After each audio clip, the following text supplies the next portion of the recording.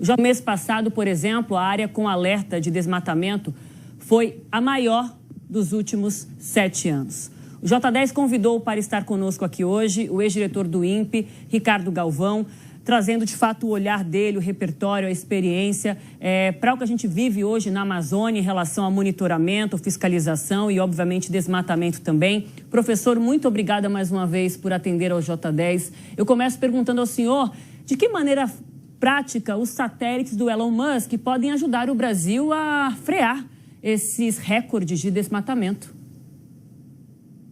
Bom, boa noite a vocês, obrigado pelo convite. Já dá uma resposta direta, de nenhuma maneira.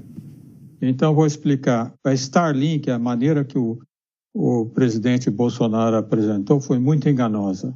A Starlink é uma empresa que propõe uma grande constelação de satélites para a internet. O objetivo deles é abocanhar o cerca de $1 trilhão que é esperado para esse mercado da internet no futuro próximo.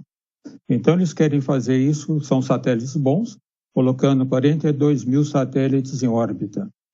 E esses satélites para a internet, não para monitorar desmatamento, nada disso, que é um absurdo. E vocês colocaram muito bem a questão. Ele, inclusive, colocou de levar a internet para 19 mil escolas. Ora, em 2017, o Brasil lançou o satélite SGDC, satélite geoestacionário de defesa de comunicações, exatamente para trazer a internet de banda larga. Já em 2018, 12 mil escolas foram atendidas. Agora, em abril, o governo anunciou colocar mais 9 mil escolas. O SGDC atinge 100% do território nacional, pode cobrir 100%. A diferença da internet do SGDC para do Starlink é que a Starlink tem maior velocidade de transmissão de dados, da ordem de 100 megabytes por segundo ou 200. Mas não é absolutamente necessário e não são satélites voltados para o monitoramento do desmatamento.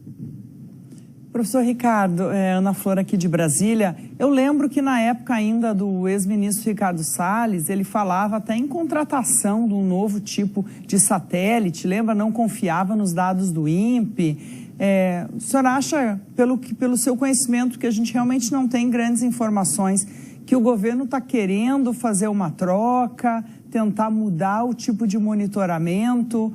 O fato dessa internet deles ser mais rápida e ela é muito cara pelas informações que a gente tem, poderia ajudar de alguma maneira nisso, pelo menos em sensibilizar o presidente da República que está ocorrendo o desmatamento a passos largos? Ana, muito boa a tua pergunta, então tem duas respostas à tua pergunta.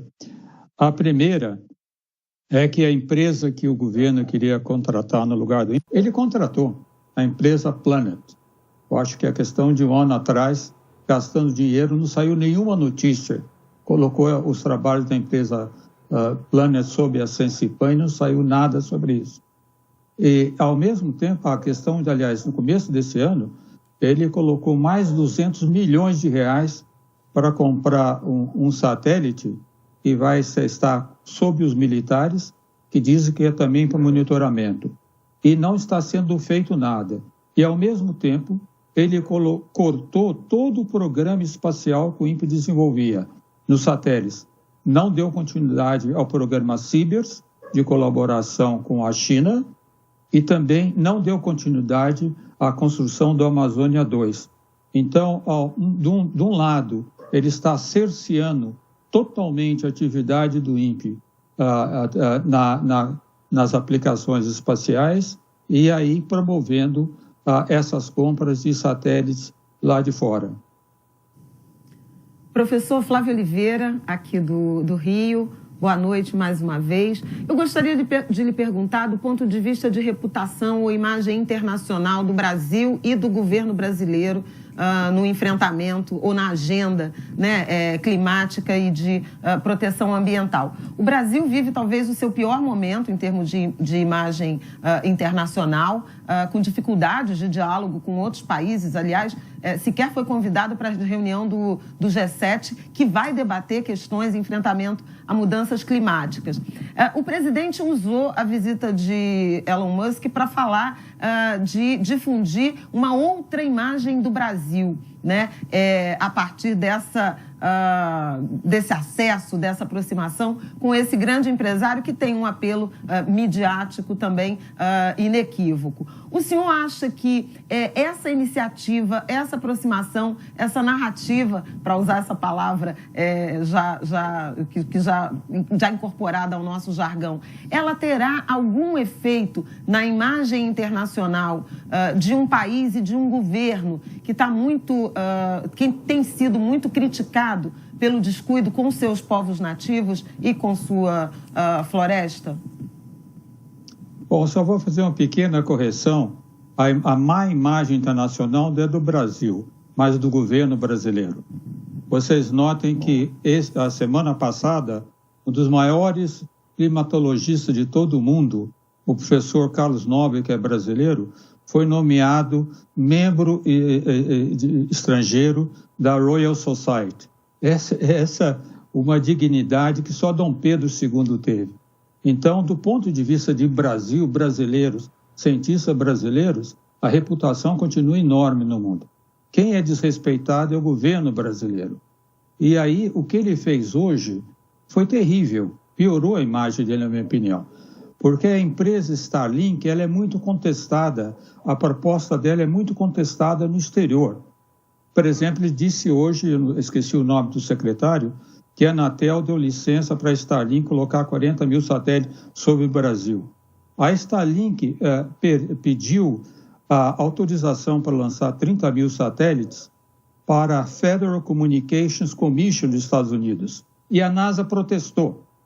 A NASA colocou vários protestos lá, que a Starlink não respondeu, porque esses satélites que eles estão colocando vai representar um perigo enorme para os satélites, os debris que existem no espaço. Para vocês terem uma ideia, historicamente, nós lançamos da ordem de 13 mil satélites. Eles, toda a história, ele quer colocar 42 mil. Isso vai ser um perigo danado, certo? Então, a própria NASA está contestando. E o governo diz, enquanto a Federal Communications Commission não aprovou, que a Anatel aprovou. Quem que estudou isso? Eles chamaram a Agência Espacial Brasileira, chamaram algum especialista, não fizeram. É só um jogo de cena político do presidente. Professor Ricardo Galvão, é sempre muito bom ouvi-lo, a sua sobriedade, a sua inteligência, o seu conhecimento, num dia em que a gente tem que colocar tanta luz, né, sobre encenações que levam o Brasil para uma escuridão, né? Muito obrigada, o nosso abraço ao senhor, muito boa noite.